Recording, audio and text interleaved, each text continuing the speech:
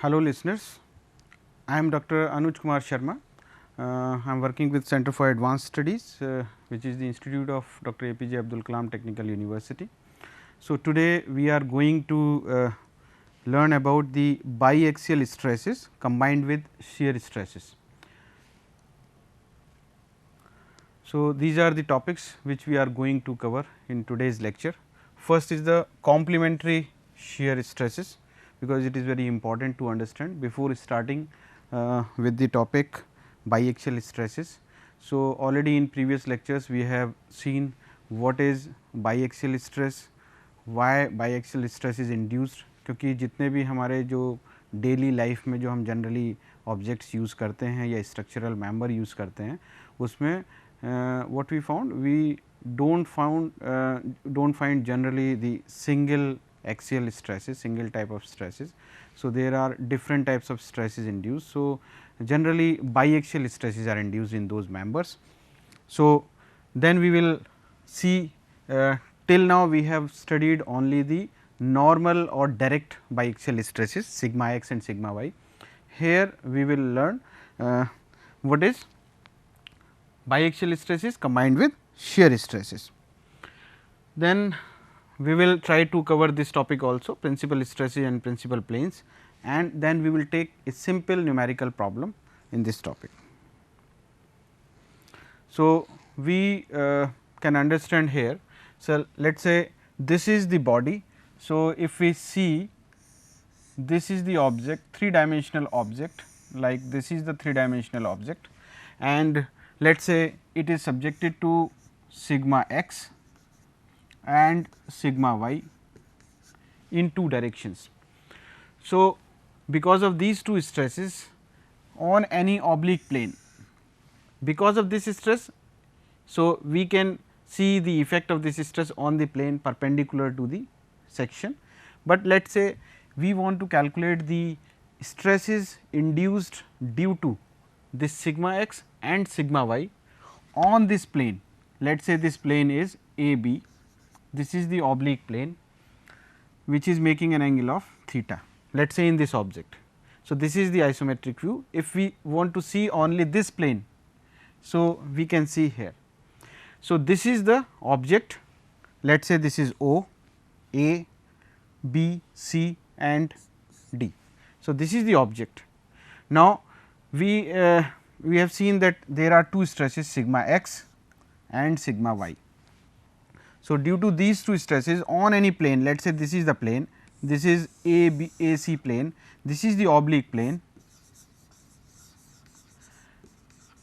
and on this plane there may be stresses induced. So, it is always better to take the directions parallel to the plane and perpendicular to the plane. तो किसी भी plane पे अगर हमें stresses निकालनी है, so the easiest way is to calculate the stresses on any direction which is parallel to the inclined plane, and second direction is perpendicular to the inclined plane. So, here this stress is shear stress which is acting parallel to this plane, and this is the stress sigma n, it is known as the normal stress or direct stress, it is acting perpendicular to the shear stress. So, if we want to calculate the resultant stress, then it is sigma r. So, sigma r is the resultant stress of these two stresses, and this is the sigma r. Now, this angle is phi, which direct stress makes with the, or we can say the sigma r makes with the normal stress. So, this is resultant stress. So, these formulae we should remember always. So, if we know the value of sigma x, sigma y, then we can calculate the direct stress sigma n. So, sigma n is always equal to sigma x plus sigma y by 2 plus stress in y direction minus sigma x divided by 2 cos 2 theta. What is cos 2 theta? Theta is what? Theta is the angle of obliquity of this plane. So, by this formula we can calculate sigma n, direct stress we can calculate. If we want to calculate the shear stress, so shear stress, for that this is the formula, sigma y minus sigma x by 2 into sin 2 theta. So, theta again is the obliquity angle. Then this is the formula, simple formula, Pythagoras theorem, sigma r is equal to under root of sigma n square plus tau square, and if we simplify it by putting all these values here. So, we can get this is the formula to calculate the sigma r.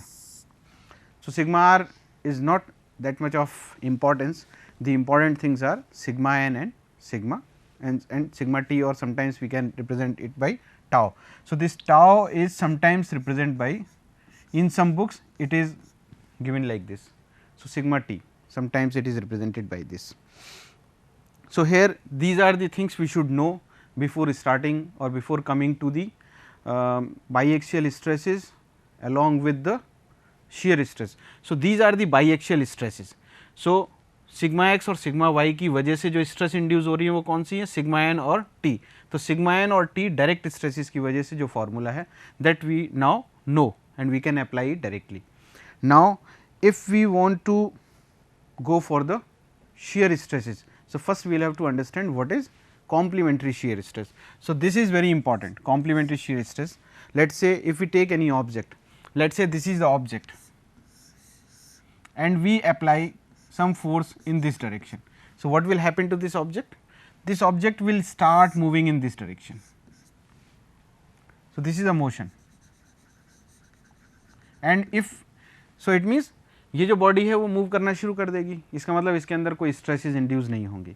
तो stresses induce करने के लिए हमें क्या करना पड़ेगा, we have to apply some force from the opposite direction to balance this force. Let us say we have to apply this much of force from the opposite direction to this object, then only the stresses can be induced. Otherwise, what will happen to the object? Object will start moving in the direction of the force. So, same here, let us say if we are having this object and we apply some shear force or some stress. So, what will happen to this object? So, let us say first start with the force, let us say this is the P shear force is there. So, what will happen to the object? It will start moving in this direction or it will try to move this plane along with this force. So, what will happen to the other forces if they will be free? So, that along with this the whole body will start moving in this direction. So, it means to check that motion what we do, we either fix it, then shear stresses can be induced, or we can do this thing, we apply one force in this direction, another force in this direction. So, this is the, let us say if we talk about talk in the terms of stresses, let us say this is shear stress, this is shear stress. Now, let us say if it is point object कोई दिक्कत नहीं है, लेकिन if it is having some dimension, then what will happen to this object? This object will start moving, not moving, it will start rotating. So, there would be a movement would be generated on this, because these two forces or stresses are at some distance and these two, this distance along with this force, two parallel opposite direction forces are there. So, they will create the couple or movement. So, it will try to rotate this object. So, what will happen to the object? Object will start rotating. So, no stress would be induced. Then what we have to do? It means we have to apply some forces. So, same in this situation. So, it will start rotating like this. So, to check the rotation, we have to apply some complementary shear stresses. So, here you can see. So, this is the object, we have taken one small element. So, let us say this length is dy, this is dx. So, this is very small element or elementary element of any object or any structural member. So, what they have done? So, this is one stress, this is second stress. So, these two stresses must be same, but just then because of these two stresses what will happen to the object? Object will start rotating like in this direction clockwise. Then to stop the clockwise rotation, they will have to apply some anti-clockwise direction movement just to stop or just to check the anti-clockwise rotation of this object. So, we have to apply these forces. So, these two forces, this and this, these are known as the complementary shear stresses. So, now you understand complementary shear stresses. So, we should know. So, it means if we apply one stress, then automatically second stress would be there just to balance this. Now, here you can see in the case of biaxial stresses, on an oblique plane we have studied this. So, these formulae we have already derived. So, these were formulae when no stresses was there. So, here no stress, but here you can see we have applied this stress. So, these stresses must be same. So, these two stresses would be there, these two stresses would be there, then this object can only be under the state of developing of stresses. So, here we can see. So, we can we are focusing on this plane AC. तो अब हमारे पास क्या है, देखिए sigma x है, sigma y है, this is sigma y in this direction, और इसके साथ साथ हम लोगों ने क्या लगाया है, tau x y. So, shear stress is also acting at this point. So, it means if we want to calculate the stresses induced, then we will have to go for simple mathematics or simple equation of equilibrium mathematics. We have to determine different forces, we have to draw the free body diagram, then we will go for the equilibrium, then we will derive that formula on which we can calculate some numericals. So, here you can see we can draw the free body diagram of this triangle A B C. So, this triangle का आपने free body diagram बनाया ये. So, here how many forces are there? Sigma x, this is sigma x, then sigma y is there, it is acting on AB plane, and two stresses, two shear stresses, one is in upward direction that we have seen here, and another is left direction, this one. So, it is here. So, we are drawing the free body diagram of only this triangle ABC. So, just because we want to calculate the value of sigma n, इसकी value हमको पता करनी है और इसकी value पता करनी है. अभी तक जो हमने फॉर्मूला ड्राइव किया था वो सिग्मा एक्स और सिग्मा वाई की वजह से कितनी सिग्मा एन और टी की वैल्यू निकल रही थी वो we have calculated already, we have standard फॉर्मूले, वी कैन अप्लाई दोज फॉर्मूले. But here additional one force is there or one stress is there, that is tau xy, xy means on xy plane, that is why otherwise we can write it as tau also. So, this is the object. Now, we have to draw the free body diagram. So, by keeping or neglecting the dimension of this object, we can treat all the forces are concentrated load, or we can say these forces are concurrent forces system. So, this is the free body diagram. So, here very simple free body diagram is coming. So, this is x axis and this is y axis, but what we are doing for our simplicity, we should always take the direction as y or x axis in which maximum forces are there. So, that we should convert or we should resolve less number of forces in the standard directions. So, in that condition we have taken this as standard direction and the parallel direction as another direction. So, x y.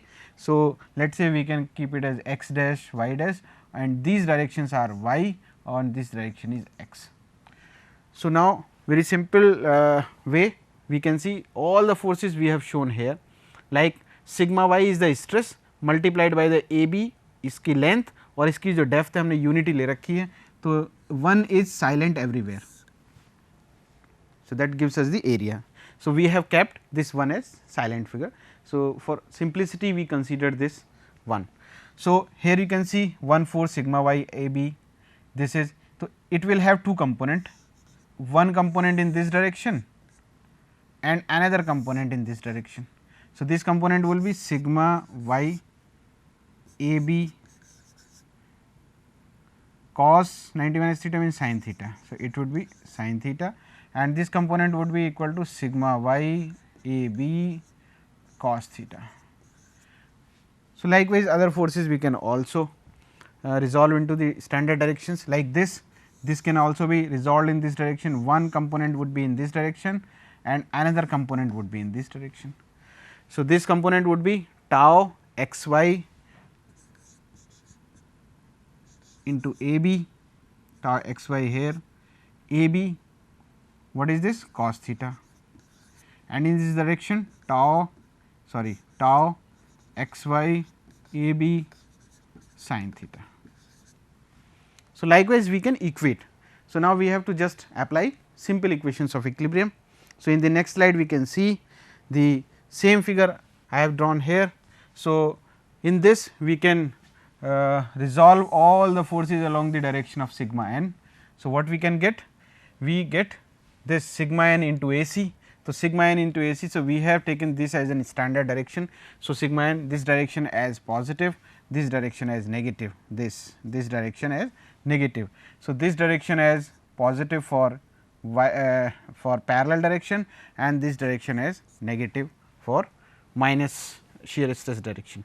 So, here we can see sigma n A c, this is sigma n A c plus tau B c cos theta. So, tau B c cos theta is what? Tau B c cos theta into B c, here it is B c. So, it will come here. So, that component will give you the tau B c cos theta and then sigma B c sin theta. Sigma B c is that will come here, it will go in this direction. So, that is why it is coming minus. Then this sigma A b into cos theta, sigma A b into cos theta, this component will come, this force will come in this direction and tau A b sin theta. So, tau A b sin theta is this one. So, it will go in this direction. So, total how many forces are there? 1, 2, 3, 4 and 5. So, we have equate all the 5 forces in this direction, in this direction. So, just by putting equal to 0. So, just now simple mathematics we have to follow. So, here we can see dividing throughout by A c, because we have to calculate the sigma n. So, just move or just divide the whole equation by A c. So, what we can get? Sigma n, so A c will be cancelled out plus tau sin theta cos theta minus sigma sin square theta minus sigma y cos square theta plus tau x y sin theta cos theta equals to 0. So, upon simplification what we are getting? Sigma n is equal to, all these terms will go on the right hand side. So, all these terms will go on this side. So, what we are getting? Now, we are getting sigma n is equal to sigma x sin square theta, sigma y cos square theta or minus 2 tau sigma x y sin theta cos theta. Now, what we have done? We have converted this sin square theta into 1 minus cos 2 theta, cos square theta into 1 minus 1 plus cos theta, just to simplify the equation, because calculating the square is always difficult as compared to twice of theta. Addition or multiplication is simple as compared to squaring anything. That is why we are trying to utilize the formulae of trigonometry to simplify the relation. So, here we can see sigma n is equal to this plus this equation we have got. So, this is the standard equation we have to remember. So, we have named this equation as A. We will use this equation or we will refer this equation in the next slides. Now, or simplify way we can write it as like this also. So, we can take sigma x, sigma y together. So, this equation will become sigma x plus sigma y by 2 plus half or sigma y minus sigma x cos 2 theta minus tau x sigma y theta. So, this is quite more simple equation, or we can treat it as this equation as equation number A. Now, this was all about the sigma n. So, sigma n by this we can calculate. So, this is the normal stress, or sigma n means on this object, this inclined plane, this sigma n due to sigma x, sigma y and tau. All three stresses are acting together on this object and we are getting this sigma n. So, sigma n would be how much? This. So, this formula we have to remember. Now, same thing we have to apply for y direction, or we can say the parallel direction, sorry, parallel to the plane. So, if we consider this figure, so what is there? Tau A c. Now, we are considering this direction. So, tau A c as it is, this is completed, tau A c. Now, sigma x B c cos theta, sigma x B c cos theta, sigma x B c cos theta means in this direction it will have this component. So, sigma x B c cos theta, this component would be in this direction. minus sigma y AB sin theta, it is minus. So, it would be here this component. So, in this direction it will have one component. So, that component will be sigma y AB cos 90 minus theta means sin theta. So, that would be here. Then tau x y AB cos theta. So, tau x by AB, AB is what plane? AB is plane this, tau x by AB. So, this is the tau x by AB cos theta, this one. So, this component will be here. So, here it will give like this. So, tau x by AB cos theta. So, this is then tau x by BC sin theta, tau x by BC sin theta. So, this is tau x by BC and sin theta means we are considering this, so it will give you the one component in this direction. So, tau x by BC sin theta. So, by this we can get this. Now, dividing throughout AC because we want to calculate tau, tau calculate करना है. So, all equations को हमें किससे divide करना है? AC से. So, here we can see. So, this is tau is equal to sigma y minus sigma x sin theta cos theta plus tau x y cos square theta minus sin square theta. So, upon simplification this is our equation. Tau is equal to half sigma y minus sigma x sin 2 theta plus sigma tau x y cos 2 theta. So, these two equations are to remember if you want to solve any question. So, we have to remember these two equations. Now, let us say there is an object, till now we have considered this as tau, this as sigma x, this as sigma y, right. So, let us say if we reverse the direction. So, we have considered till now these standard directions, then we got the formulas, but if we reverse the direction, let us say we have another object like this and we are applying shear stress in the downward direction, then what will happen? So, just put tau x y is equal to minus tau x y. So, that will give us the negative effect. So, in the whole equations we can replace the tau x y by minus tau x y, then the formula will be rechanged.